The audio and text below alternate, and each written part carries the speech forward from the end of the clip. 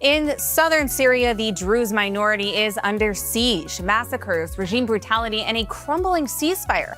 As the world looks away, Israel faces a gut-wrenching dilemma. How far should it go to protect their allies across the border? And why is the international community silent again?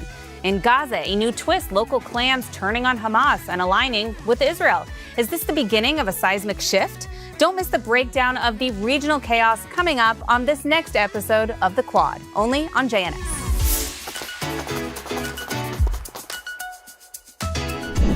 Welcome back to The Quad on JNS. I'm here with my co-host Shoshana Keats-Jaskel, the co-founder of Chochmat Nashim. We have Ryan Spalding, comedian and activist. And today we also have with us the Senior Contributing Editor of JNS and the host of Israel Undiplomatic on JNS TV, Ruthie Blum. So good to have you all with us. We're back for another week. Unfortunately, there is no quiet or peace here in the Middle East. As we have seen throughout the last week, over 1,000 have been killed in Syria. There is an ongoing massacre against the Syrian Druze, especially in Suwaida, and of course, hordes of jihadists who have been descending on some of these Druze communities inside of Syria. We're going to talk about all that and more. We'll also have a look at what's going on in the Gaza Strip as the IDF intensifies strikes. And we also see an increasing number of tribes inside of Gaza saying they are fed up with Hamas. But first, let's take a look at some of the footage that's been released from inside of Syria and what's going on with the Druze communities there. Let's take a look.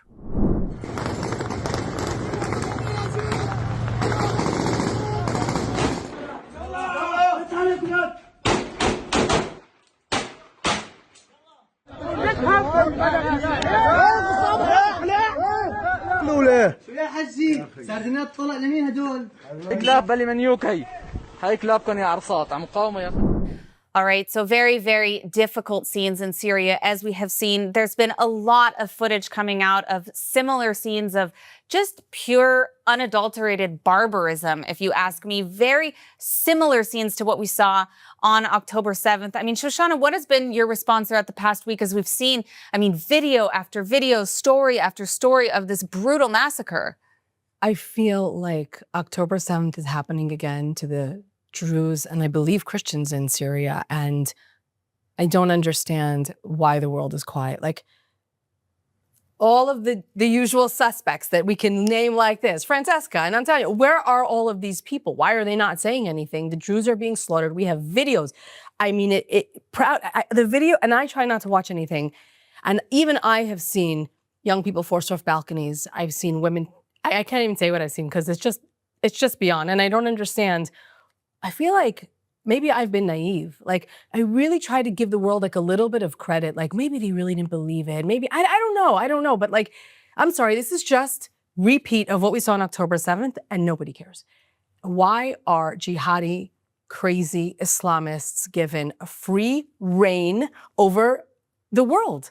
Not only that, I mean, we see people making excuses now for them saying, oh, well, it's just a few tribes. Excuse after excuse. I mean, it's insanity what's happening. I mean, Daniel, have you been watching what's going on in Syria? I mean, what can be done? I mean, Israel has already gotten involved a little bit. Is there more that can be done? Well, my hope is that the Druze are able to declare sovereignty and we're able to try to establish like a state for them. Like I know that there were different plans of how to move forward with Syria. One was sort of like a Switzerland model where there's different cantons, but I think that we should just establish southern Syria and have a state for them to be protected, like a sovereign state. But I was very happy that Israel took action, and we can see now, like the international community is, if not morally bankrupt, they don't know anything about the Middle East, and they don't care. People are told to care about causes that make them. It's narcissism. Yes. It's a trend. It's narcissism. And also, I just think that people are terrified of challenging Islamists.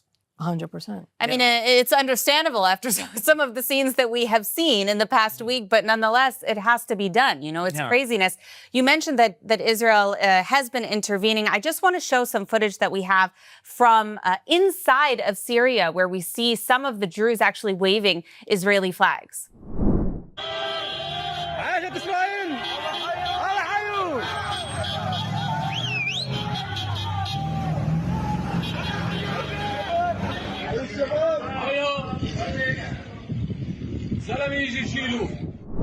Really not a scene I ever thought that I would see coming from Syria. Pleasantly surprised, at least by something this week. Ruthie, what's your take on everything that's happening in Syria? Okay, well, first of all, no Jews, no news. We say that and it's, we quip, it's a meme. But this is really evidence of it. But it's worse than that. It's not just that the world is silent. The world is also criticizing Israel for what's going on in Syria right now and for us daring to try to defend the Druze in the first place. Some are criticizing us for trying to defend them. Some are criticizing us for even being involved in that or hindering the so-called normalization negotiations with al-Julani. I know his name is al-Shara, but I call him al-Julani because his name comes from the word Golan. That's he has designs, hegemonic designs in the region. And, although I really do realize that the Trump administration is a great friend to Israel, there is a fantasy going on there that you can just normalize relations with this jihadi. You just say, okay, he's a terrorist in a tie. Put on a tie. He's no longer a terrorist. And that is not true. And the other thing is that after they said there's a ceasefire between Julani's troops and the Druze, Bedouins came in and began to slaughter and rape and maim and all that. But those Bedouin are on the side of al-Julani's troops. Right. So it's all a lie that there's any kind of truce going on there. As somebody who lives in Israel, and we have Druze citizens and we have Bedouin citizens, and we have, and even though I know more than the average, Western or whatever you want to call it, like, I'm still just like, why does everybody have guns? Like, why can you just declare war on your neighbors?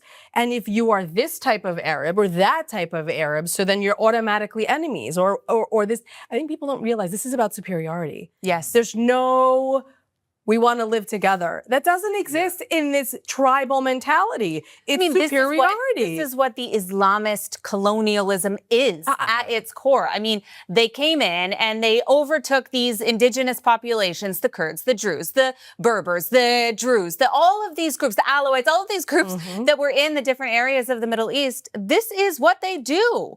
This is what they do. And it's been so frustrating to me to watch babies getting kidnapped, grandmothers being kidnapped, innocent civilians who are Druze being kidnapped, being executed, exactly as we saw on October 7th, because this is what happens when you don't deal with the reality. 100%. I'm so sick of seeing these scenes and seeing the gaslighting and the excuse making for these massacres against innocent people who are going about living their lives in this region. It's insanity. I'm sick of people only criticizing their own governments. Like, there are forces of evil out there that want to come in here and kill us all. And it has nothing to do with any sort of debate or policy, or that it is their radical ideologies. I read that even in England, there was a demonstration, a Druze and a Bedouin demonstration, and someone was actually killed in England. Because people don't understand, this doesn't go away. They import this with them because that's the culture. And unless you insist that your immigrants become part of your culture and become part of your country, this is what's going to happen on the streets of Western cities. It's already happening. I saw in Berlin, there were Islamists with Syrian flags cheering on the death of the Druze, celebrating with scissors because they cut off their mustache. And that was in Berlin. Like, good luck. I saw those videos and I just started crying. Yeah, all I saw was Nazis cutting off the payas and beards of Jews. And I think it's a mistake that we look at the situation anywhere in the world today and say, oh, well, we would never let that happen again. We would never allow, if it happened today, we would bomb the train tracks of Auschwitz. But Israel is the only country that's actually doing anything to help the Druze, that is bombing the roots of these Bedouin Islamists who are going to slaughter all of the Druze. And what is the response of the international community? Condemning Israel. I mean, it's just, you can't make this up. Trump's been telling us to stop, which is really, really upsetting and frustrating. And like, I assume that Netanyahu is in a really bad situation. If Trump is on the phone saying, I want you to stop, and he's like, well, I have an obligation to these people. Like, I'm quite unhappy about that. Well, what Trump was trying to do, I mean, as I said, he's living in fantasy land about the Middle East. But what he said, it's not just that he said stop. He said, give me a chance, give me a minute, and I'll settle, I'll make a truce. That's what he does.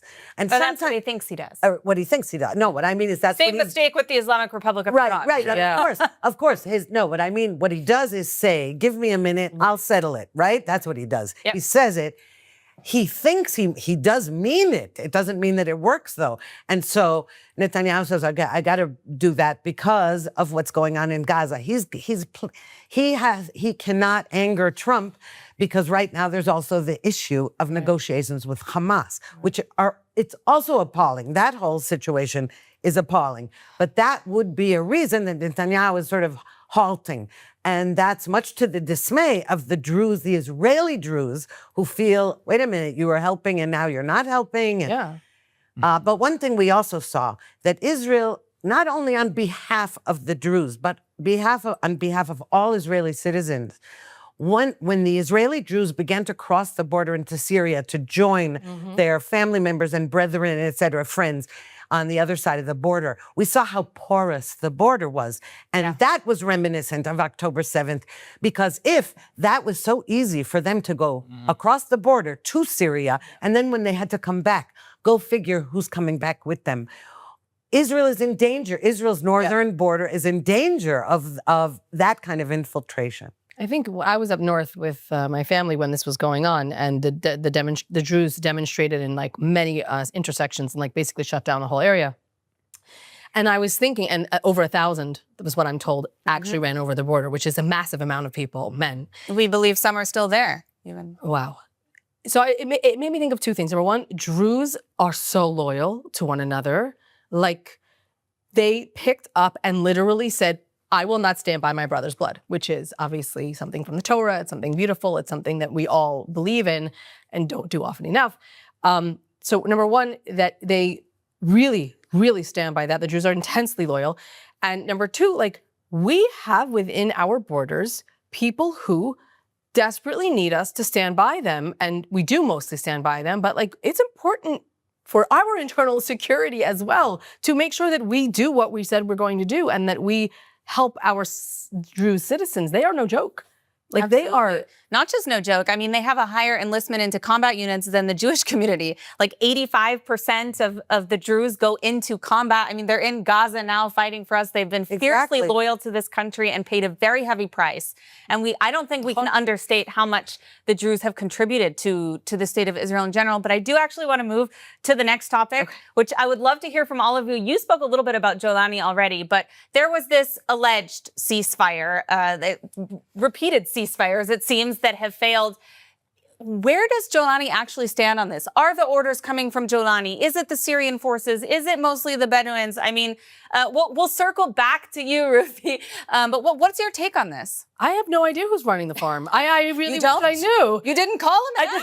I don't get the phone calls. I have stopped getting the memos. I don't know who's running Syria, and I think that's another part of what you were saying before. Like, the Westerners are just like criticizing their own governments. You do not understand what's going on over there. There's no law and order. You Western people have grown up where you have either congressmen or parliamentarians or members of, like, there's no such thing going on in Syria. It's a balagan, for lack of a better word. And so I have zero idea if he even knows, if he may think he's in charge or if he's in charge. I really have no idea. That's a good point. I mean, I think it's hard. Obviously, we don't know for sure. But I have a hard time believing that he actually is in control of all of these groups inside of Syria. That being said, he's still technically responsible. 100%. And I don't think he's shedding any tears over the persecution of the Druze minority. What's your take? I think the future of the Islamist strategy is a Muslim Brotherhood strategy. So I think he's backed by Turkey, right? It's Muslim Brotherhood. And so it's going to be, leaders who are basically jihadis who go into like a business attire and are able to manipulate Western leaders to sort of... Kind of like him. Yeah, exactly. To sort of keep things, to have a policy of appeasement and then wage jihad in specific little ways to try to ethnically cleanse their countries. And I'm sure that will happen in the West as well. We'll have, people like Zoran Mandani and Ilhan Omar and Rashida Tlaib, who essentially are jihadis, but are totally for gay rights and totally for abortion and totally like for the environment, but they're just manipulating people. Well, they're not for Druze, that's for sure. I mean, even this week, we've seen quite a few of the regular, the usual suspects who condemn Israel for everything under the sun, completely silent on the massacre of Druze. Funny enough, even when Syrian Christians were massacred, we didn't hear any comments from Candace Owens. I'm shocked. Shocked, I tell you. No, but when 3 Christians were killed by errant Israeli fire, we have for days been attacked for killing Christians as though we targeted them, which we do not. Not only that, the Prime Minister publicly apologized. Exactly. We do that. First of all, we investigate. Second of all, we apologize if we're in the wrong. That's true for the army as well. But to say that we don't know who's in charge, that's true. First of all, if anybody in America knew history, they would know that Syria is not really a country. Those countries were mapped out by the French and the British, the Sykes-Picot Agreement, and it was just trying to force borders around it, just disparate groups. But it doesn't matter because why doesn't it matter? Because the fact is that he is acknowledged, al-Julani is acknowledged now by the international community as the head of Syria, right? Now, whether or not he has control, what we do know is that he's got troops and he's got weapons, but also he has a jihadi mindset, which is anyone who gets in your way, you slaughter him. Okay, that he does have. And many of the other groups have it too, but that's not the point. Look, Lebanon is, the president of Lebanon is supposed to be in charge of Lebanon, but Hezbollah was running the show all those years. So you could say, well, they're not, the Lebanese government isn't really in charge of Lebanon. Well, too bad, okay? Because you have to be held accountable. Whether or not if you can't control them, then we're going to have to come in and do it for you because otherwise we're at risk. And I want to just make one other point, and that's about abductions. What we're seeing now, what is really also dangerous from what's going on in Syria is the ability and our porous border is that the whole world now sees that all you got to do is kidnap people. And then you run and then you rule the roost. Then you get to dictate the terms, you get to make demands. I mean, this is the whole problem. And actually, this is what Iranians have been screaming from the rooftops about for 45 years and counting, that when you reward hostage diplomacy, the situation gets worse. But I do want to move to another seemingly uncontrollable situation, Gaza. So we have seen some footage coming out in recent days of different clans, multiple clans inside of Gaza, speaking up against Hamas. Let's take a look. أشكركم على إتاحة هذه الفرصة لي لأتحدث بصراحة وصدق. لم أكن يوما أرغب في حمل السلاح ولم أتخيل نفسي في هذا الموقف، لكن ما جرى بعد 7 أكتوبر كان كارثة على أهل غزة وجعلنا جميعا رهائن بين القصف الذي يهدم بيوتنا والصواريخ التي تنطلق من بين أهلنا. وجدت نفسي أمام خيار صعب، إما أن أبقى صامتا وأترك الأحياء التي أحبها تستخدم دروعا بشرية، أو أن أحمل السلاح كي أحمي ما أستطيع حمايته من مناطقنا. نحن لسنا هواة حرب ولا طلاب سلطة. في زمن الحروب والدمار لا بد لنا أن نحمل البندقية كي نتمكن من خلق مناطق آمنة تحفظ حياة المدنيين وتمنحهم أملا بالسلام. أولا نحن الوجهاء والمخاتير في قطاع غزة والعشائر كاملة نرفض الحرب بصفة كاملة. هذا شيء أساسي. هذا الكلام ما فيش فيه أي شيء إنه حماس تتنازل عن الحكم. So we already know about the Abu Shabab tribe that has been working with Israel against Hamas. Apparently now there are several others. Is this something that can actually build a different environment in Gaza? I mean, what is actually going on with these groups on the ground inside of Gaza? Ruthie, what's your take? Well, I'm always suspicious of those groups because just because they hate Hamas doesn't mean that they're good allies. They're just as violent. You're talking about people who are raised in their mother's milk on murder. Okay, now most of them are raised on you kill Jews and Christians, and infidel Muslims. But so the fact is, in that sense, you could have sympathy for, when people say, yeah, but what about the children in Gaza? They're not to blame. No, but they're raised on a jihadist ideology.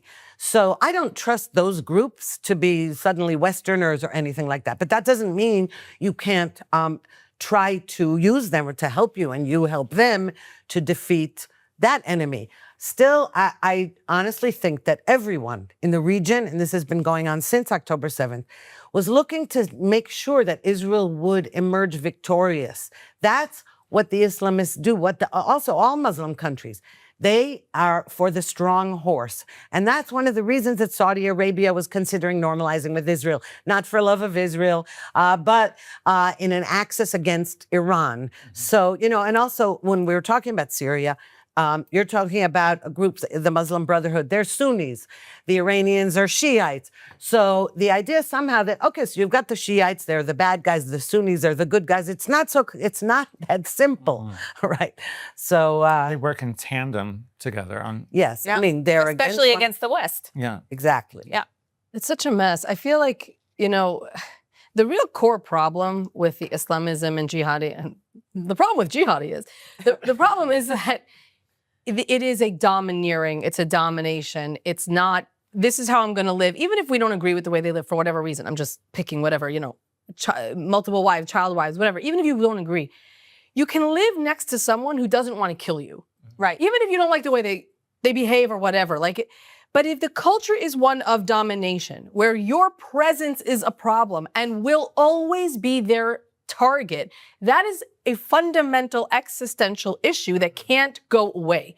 So in answer to your question, in terms of the groups, if the groups were to give up that idea of domination, to say, listen, we're happy with this. This is who we are. We will never, I don't know, and again, you have the whole problem that within the religion, if you can lie, if it's really to dominate. So it's a little bit tricky, but at the end of the day, practically speaking, if they are saying, we want to be here and we have no interest in fighting with you, we will make a peace with you for whatever, 100-year peace, whatever, I don't care.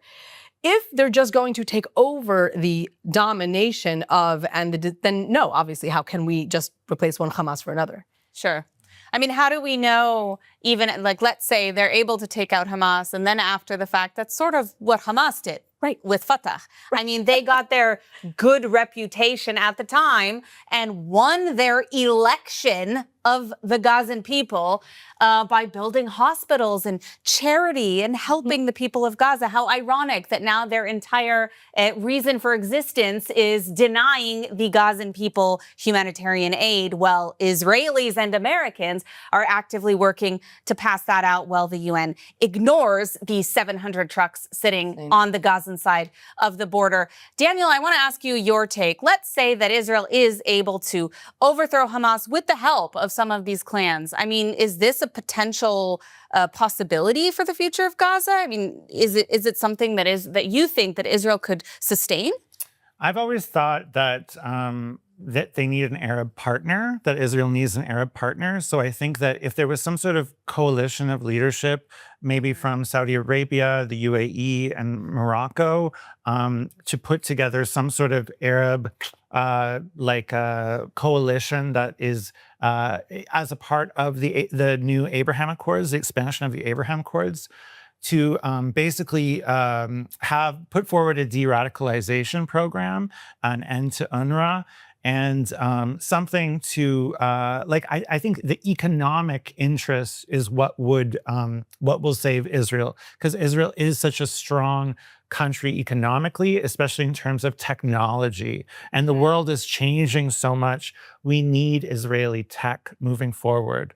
So you got to thank my gay guys working in the tech industry in Tel Aviv. They basically saved the Western world. What can I say? But I have one caveat about that. Yeah. Though I would agree with you in general, here's the problem. We have seen repeatedly that the West has an idea that the only way to solve these issues is to have flourishing economies. And we've seen that that's not true. We see that terrorists, money doesn't help. We've seen that, you know, this vision of a new Middle East where we would have trade.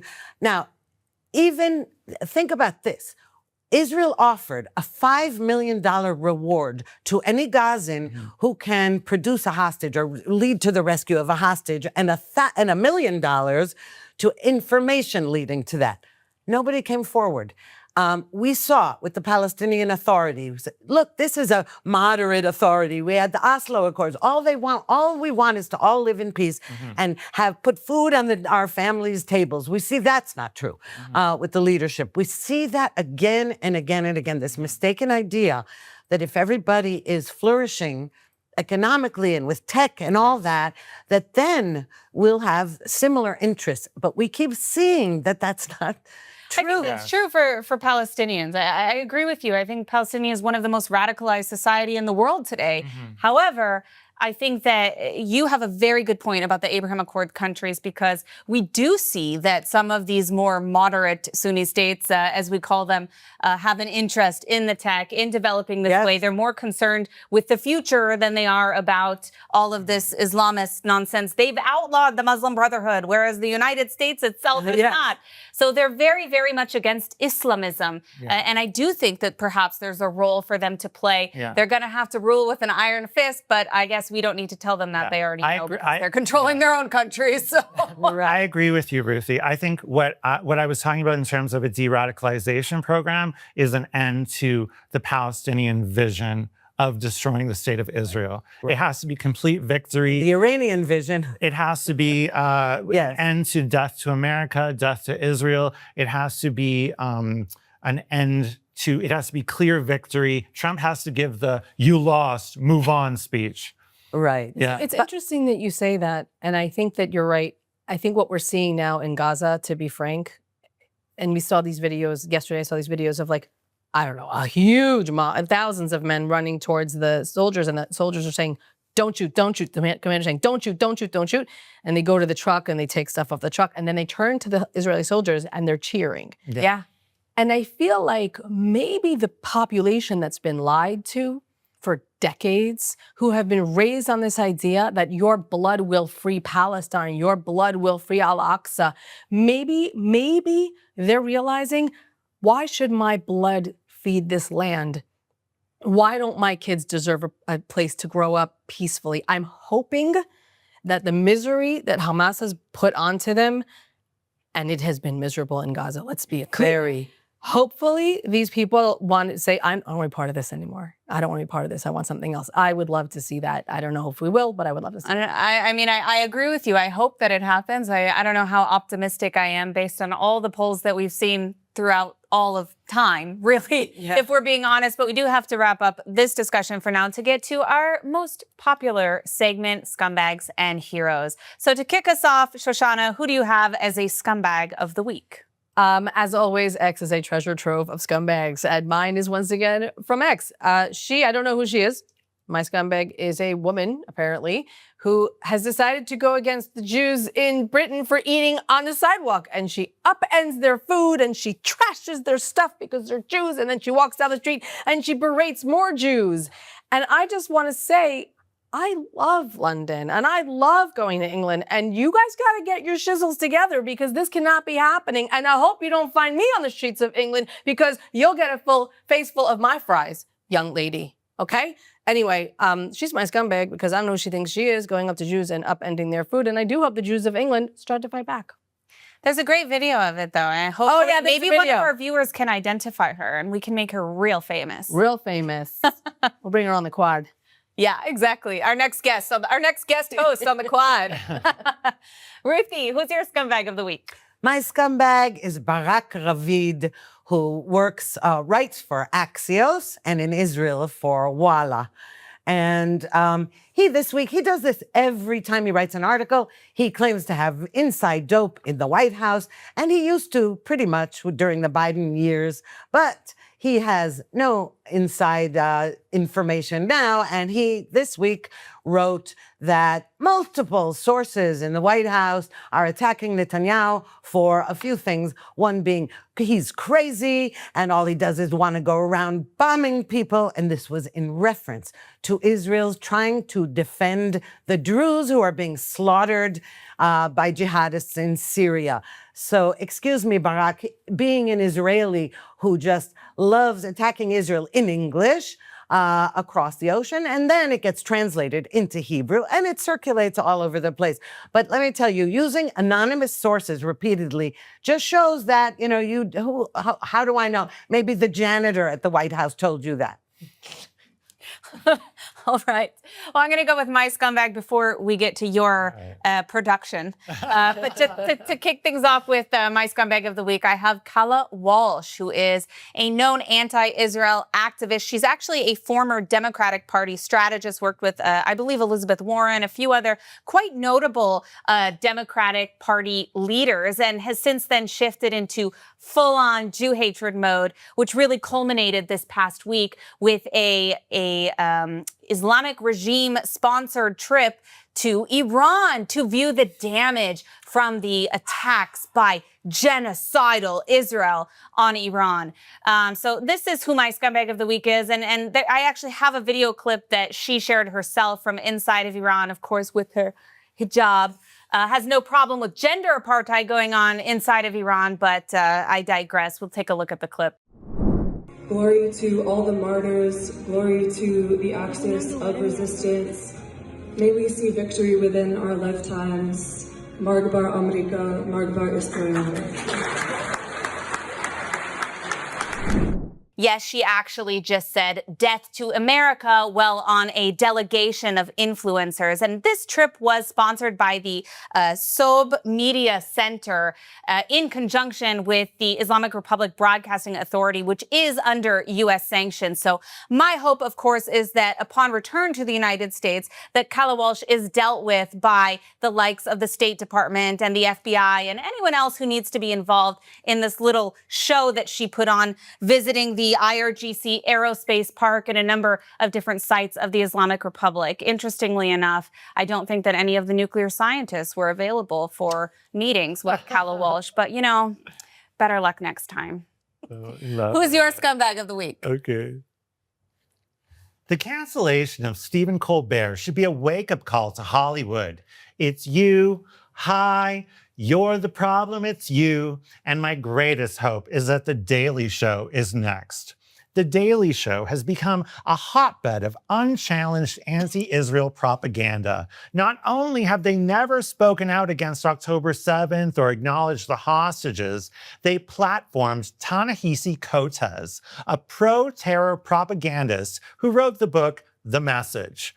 The Message is one of the most deranged, one-sided, Jew-hating fever dreams you could imagine. Not even once in the book is radical Islam and Palestinian terrorism mentioned, or the fact of the first Intifada, the second Intifada, bus bombings, stabbing attacks, the Hebron massacre, the Palestinian Authority's pay-for-slave policy where they pay the families of terrorists, or the Muslim conquest of the 7th century and the Muslim Brotherhood's goal to reestablish the caliphate. No mention of the IRGC and the terror proxies. No mention of the genocidal intention of Hamas to destroy the state of Israel and commit a genocide of the Jewish people as stated in their charter. None of that is in The Message. So when Tony DeCoppola challenged Ta-Nehisi Coates as an extremist on CBS Morning Show, The Daily Show crew gasped and clutched their pearls.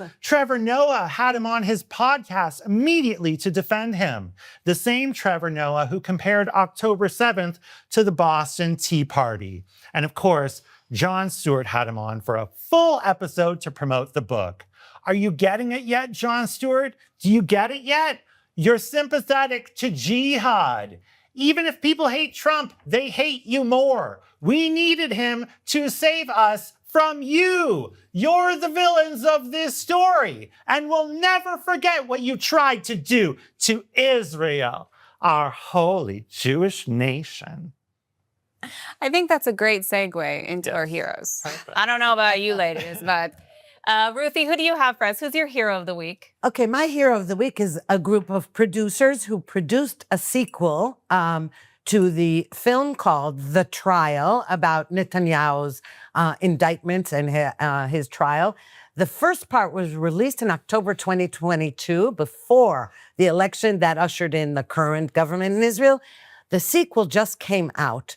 Now, it's in Hebrew, but there is a version with English subtitles, and I highly recommend it because all kinds of legal eagles are interviewed on it. Half of them do not like Netanyahu and did not support this government, but realize that this trial is a political witch hunt and are grasping at straws. Even the judges suggested that the main indictment be dropped, the main charge of bribery be dropped because there's no evidence. Anyway, it's very important to watch it to see how the left tried to criminalize Netanyahu because they couldn't beat him at the ballot box. All right, well, we're just going to go in order today, I think. But my hero of the week is my good friend, actually, Nihat Gorbani. He's an Iranian dissident based in the UK. And this guy has been arrested 11 times at pro-Israel protests. And he's not a violent or aggressive person in any way.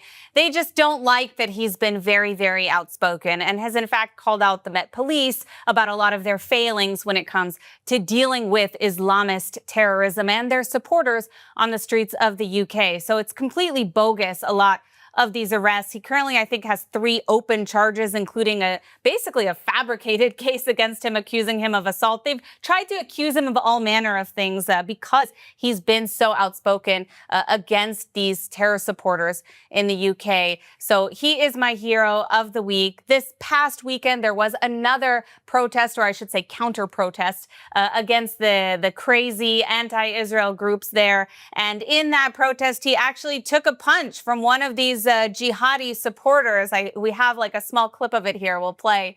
So Nihat, you are my many weeks, but also this week you're my hero of the week, along with the other Iranians who continue to fearlessly stand with the Jewish community. Daniel, who do you have for us? Okay, so my hero this week is the Trump administration. And I know, I'm sorry, I know, Democrat Jews, I'm sorry, take the win, okay? Take the win. It is undeniable at this point. He is the most pro-Israel, pro-Zionist president ever. If you look, forget about the way he talks, forget about the bluster, forget about everything else. If you look at his actions and his policies, moving the embassy to Jerusalem, the Abraham Accords, recognizing the sovereignty of the Golan Heights. His daughter is Jewish. His grandchildren are Jewish. We have to face the facts, okay? He is not Hitler. He is not a Nazi, but that is what people are painting him as. And it is going to be like this for the next 3 years. It is going to be Trump is a Nazi. Trump is a Zionist. Trump is a Nazis are Zionists. Jews are Nazis. This is what we're going to have to deal with. Take the win, Democrat Jews, okay? And why I am commending the Trump administration, which is the most pro-Israel administration ever, is that we see on the right this woke right emerging. And we can see some of these MAGA influencers starting to be like creeping in with this anti-Semitism because they can't like be aligned with Islamists in the way the left can. So their anti-Semitism is about isolationism, conspiracy theories about Jeffrey Epstein or AIPAC, whatever. The Trump administration is not acknowledging it. They're not taking the bait. And so for that, I appreciate them. They're only going to bring in more support. I've had coffees with like older Jewish lady Democrats, and they're just like, I hate to say it, but I like what he's doing for Israel. It pains them. It pains them. And so I'm with you, all you Jewish Democrats who don't know what to think. It's normal. It's okay. He's the most pro-Israel president ever. We have to acknowledge it. He just is. Touche. I've Not good on Iran, but that's a topic for another day. Yeah. Before we go to your hero of the week, I do want to say that we have a friend of the show, someone who actually has been a co-host here, Laura Ben David, who unfortunately passed away after a battle with cancer. A very, very grave loss for all of us here at the Quad and all of us at JNS. And also, she was a very, very dear friend of Shoshana as well. So Shoshana, you want to speak a bit about your hero of the week, and I'm sure of many weeks as well. Thank you. Yeah, my hero this week is very personal. Anyone who knows me knows Laura Ben David is my person, my soulmate. My husband knows it's okay. But she was more than just my best friend. Laura was a defender of the Jewish people, a lover of Israel. She worked with lost tribes and brought many Jews from India and China home to Israel. She worked with the B'nai Menashe, a group of Jews from the border of India and China. She supported them. She photographed them. Her photos of the Jewish people and the Jewish land, Israel, are magnificent and show the world beauty and light and love. You should all look up laurabendavid.com. Her images are for sale, and we'll support her family. And I just want to say to everybody out there, if you have people that you love, just love them hard and let that little stuff just like go. It's so unimportant. You know, I know people say that after someone they love dies, but like, it's so real. Love hard, love fiercely, support the people. The most wonderful thing about Laura for me was that my wins were her wins. If something was important to me, it was important to her. And that unconditional love of I got you, it enabled me to do everything that I've done in my career, whether it was an article or whether it was a project helping women to get their divorces. She was there for me in everything. And if you could be there for someone that you love, it's the best gift you can give. So I just want to, in her name, suggest that everyone love a little bit harder. And she's my hero of the week. Laura was definitely a light to everyone around her. I remember meeting her over 10 years ago, and she was always just so positive and optimistic. And yes, you are absolutely right. She was a photographer, and her photos are absolutely spectacular, truly captured so much of the heart and the spirit of the state of Israel. And you can see it. You can see it through her photographs. And I think that's really actually something beautiful, that this light that I saw in her before will continue to live on. And with that, we do have to wrap up this episode of The Quad. But as always, we will be back next week. Be sure to subscribe, to like, to leave a comment, to suggest a scumbag. We are here for you only on JNS The Quad.